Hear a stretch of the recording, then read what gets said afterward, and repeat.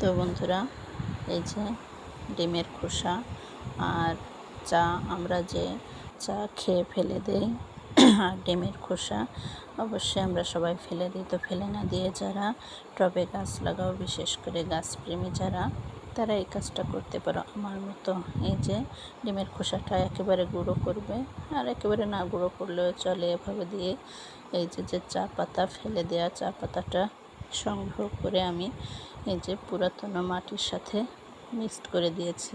টবে যে পুরাতন মাটি ছিল সেটার সঙ্গে এই যে মিক্সড করে দিলাম। এই যে তো এভাবে আমি 1 সপ্তাহ রেখে দেব, আর মাটিটা ঝরঝরে হয়ে গেলে ভালোভাবে মিক্সড করে নতুন করে গাছ লাগিয়ে দেব। তো তোমরাও এভাবে গাছ যারা লাগাও তারা এভাবে লাগাতে পারো, ফেলে দেওয়া ডিমের খোসা চা পাতি না ফেলে দিয়ে। তো এভাবে লাগালে গাছের পরিপূর্ণ পুষ্টি পাবে, গাছ দ্রুত ফল ফুল দেবে এবং গাছের গ্রোথ হবে।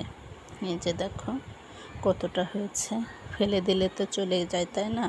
তো না ফেলে দিয়ে আমরা কাজে লাগালেই দেখো পুরো উপরে মাটি দিয়ে দিয়েছি, নিচেই মাটি।